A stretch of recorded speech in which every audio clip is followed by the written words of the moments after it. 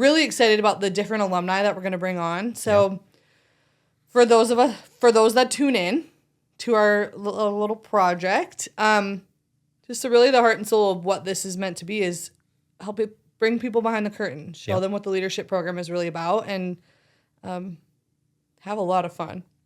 We know we're going to do that. That's what I'm most excited about is the people that are going to be in these seats with us. Yeah. We're likely had a connection on some level. Mm-hmm. Let's see how far we can take that connection. That's what I'm excited about.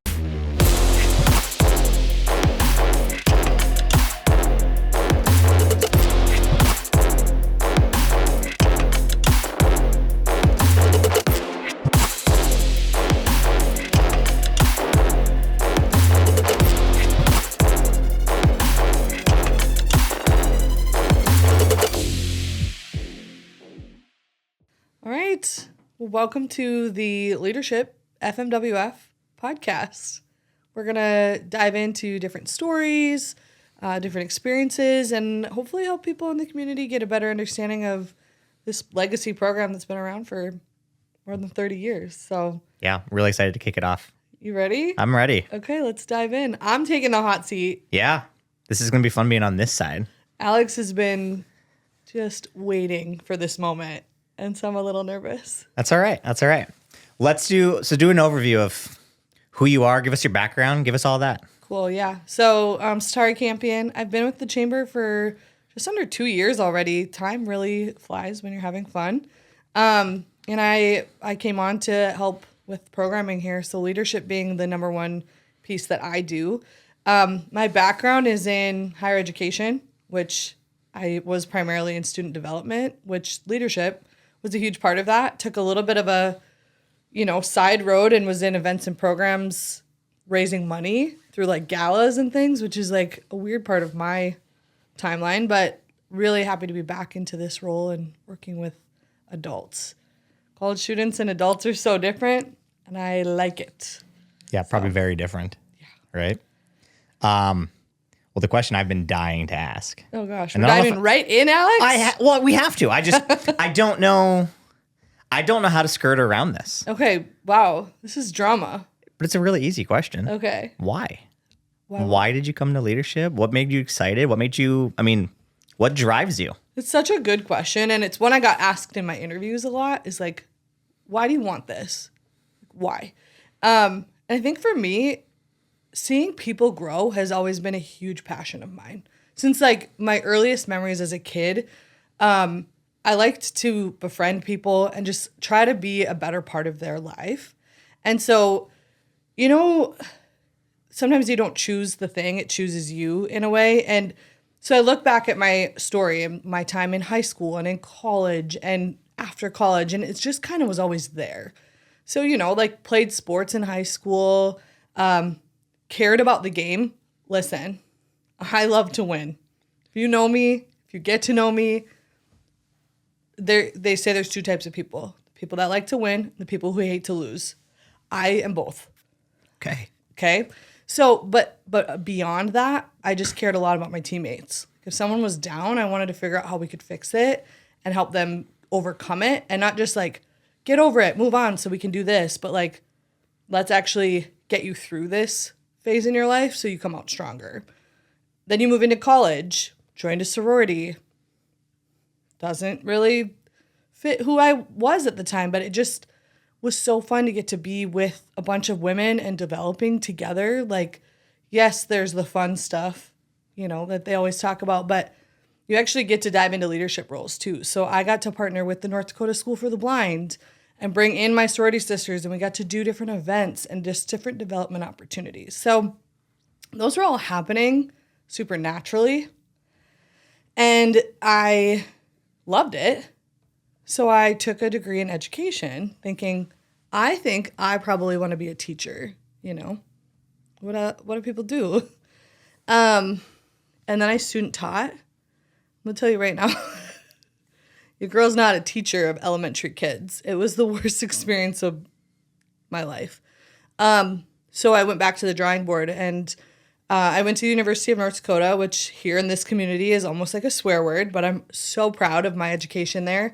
Met with career services, and It was actually on my way out of that meeting. I ran into an old mentor she's famous in the North Dakota community at UND. And she just said, well, Setareh, you can do this for a job, and just like pointed at the campus. And I thought, what do you mean? She said, everything you've been doing, all the things you love, that can be your career. And that's where it all started. It was kind of, okay, let's dive in and see what happens. So, you go to grad school, took a role in student leadership programming, and the rest is kind of history from there. Like I said, it took some time off, became a mom. You're really developing people. I was going to say, that's a real development job. Really developing people in that role. But yeah, I give a lot of credit to Nicolette. She's my boss here at the chamber. We work together in an event planning role at a former job. But we also advise the student group there as well. And so she always saw that glimpse of my natural passion. And when the position opened at the chamber, it was just a subtle, check it out. And the rest is history. I love what I do here, so. Well, and you've had a really great impact in the last 2 years. I mean, I went through the program and graduate of class of 2021. Now chair, went through the vice chair, been on committee. Just the last 2 years have just been, I'll use the word transformational. So you've done a lot of really good things for the program in such a short period of time. Thanks, Alex. We've really been on a roller coaster. We have. It's been a wild 2 years. You started the job and said, all right, I'm about to push this button. You can get on, or you can stay on the platform if you want.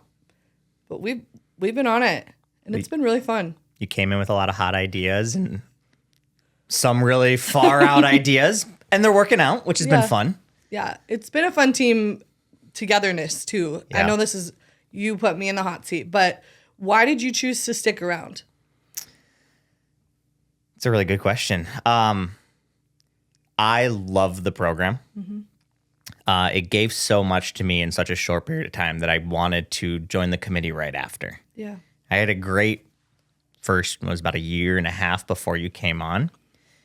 And when we found out we were getting a new director of the program, initially I was like, is this person going to have the passion that we all have doing this role in a volunteer capacity? Mm-hmm. And it was very quickly evident that you had that passion, and quickly learned about the program, learned the history. I mean, the past chair, Annie and I feel like we gave you a crash course. Yeah, for sure. It was like a 6-week, we condensed the whole 10-month program down into like a 6-week kind of like, let's go over everything of what's upcoming. We had a summer. That was all we had. Yeah. But we hit the ground running. So your passion for the program, your ideas, you kind of bring the best out of people. And I quickly saw that, and I was like, okay, I'm sticking around. So. Well, it's been fun. Glad you did. You guys gave me a crash course, but there was also like a crash pad. I felt like it was a really safe place that I could fail if I needed to. And I'll say that about everyone who decided to stay. Naturally when someone new comes, it's a really good time for people who are like ready to move on, to step out. But it's fun. We still see those people at socials, which is really fun. But I felt like everyone on the committee has been like this crash pad. Like I'm able to throw out ideas and just like dream, and we try it, and we have failed. We have. It was not a perfect year by any means, but it's just been really like a really fun opportunity to dream and try and play and grow. Well, and knowing that we have such strong committee members behind us, it really does allow us to really push that conversation. It's kind of wild. It is. Wild is the term for it. Yeah. What else has been really fun is I often refer to the program as like a legacy program. Yeah. It's been really fun to hear stories from like alumni who are decades out from the program about what they loved and saying like, well, we don't really do that anymore. Let's plug that back in. Have you noticed that? Yeah. We've always said that we all have this shared experience, right? Mm-hmm. It's the bigger idea of the program is something we all share, but the individual year experiences change every year, right? Your cohort changes, who we bring in changes, all of that changes. Yeah. But gone into the class of 2021, talk to somebody from the 90s. Yeah. And we'd have an instant connection. It's so cool. And that's what's so fun about this program. Yes. I love that about, I think part of it is our community. Just the Fargo, Moorhead, and West Fargo being added, a couple decades ago to the program. It's like you instantly make that connection and it's like, oh, you're family. Like we are one unit. We're leadership alumni. And it's like, so now that I've gone through 1 year of the program as the director, I'm like, I'm in it. You're in it. I'm in the society. We consider you part of the group. Even though you weren't a parparticipant, you've led it, which is probably harder, honestly. I participated a whole year. You were in both seats. It was quite the year. So, well, I think we'd maybe let's take a step back. This is obviously the first episode. Or intended to be the first episode here. Let's take just a bigger overarching view of the program for maybe our first time listeners. So can you walk us through that? Yeah, I love let's get to like the grassroots of it, right? So Leadership FMWF, if someone's listening, they stumbled upon this, they've never heard of the program. It's a 10-month professional development program that meets once a month over that 10-month period. And the outcome that you will achieve is personal and professional growth. They're a dime a dozen. That's what I hear. Okay, so why? Why you guys? What makes you so different? And our piece, especially since we're rooted out of the chamber, is like, this is a place you're going to learn about yourself. You're going to learn about yourself as a personal, professional, like I already said, but you're also going to learn about your community. And that is very unique. I was talking to an employer recently and I said, if you've got someone you really want their roots to go deep here, this is the program. Couldn't agree. Couldn't agree more. Yeah, and it's been fun to hear those stories, and I wouldn't have known that right away, but those are the stories alumni tell me. I thought we're going to hear from someone in a few episodes, I think, and she's from here, and she talks about how I knew everything about the community, and then she went through the program, and it's like, no, I did not, and so that's really cool. One thing that I try to do, I mean, this is my day job, right? So I'm trying to keep a track on trends. What is trending in the nation as far as development topics, whether it's crucial conversations down to like defining your values. So every session has that little piece where we dive into the person a little bit, and then every session has pieces from the community. So whether it's panel of speakers, roundtable discussions with different businesses, tours, our participants love, we call it hidden gems. We try to discover some places in the community that you would never go. One session we went to a van. I don't know if I'm going to drop names, but they repurpose vans into like travel campers, and people are like, I didn't even know this existed here. So it's a great program. And the feedback I've gotten from participants is, yes, it's a full day, once a month. It goes fast, and it's almost like they want more. Yeah. So that's the goal. Leave them wanting a little bit more. Well, and we always say, you get out what you put in. Mm-hmm. We say that when we're doing interviews. We tell them that the first day, like, go all in on this program.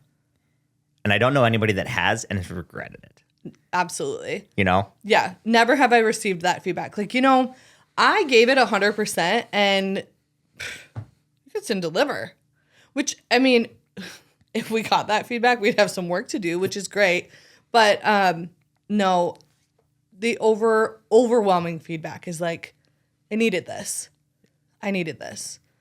One other thing I'd be remiss if I forgot to say, we also do like a group project. Yeah, I was going to say. Bring people back to their roots, elementary, high school, and we call it the Community Change Initiative. And so one of the things that we find really fun and rewarding is having participants take a look at the landscape of our community, see maybe something that we could improve on that's passionate, like a passion area of their life. Mm-hmm. And then they all propose. We have a committee that selects the top 7, and then they get into groups and they activate essentially. And so they have the 10 months to attack this problem area in that they've seen, and then they get to bring solutions. And what's really cool is some of them it's like a one-time thing, And it's, they start it and complete it during the program.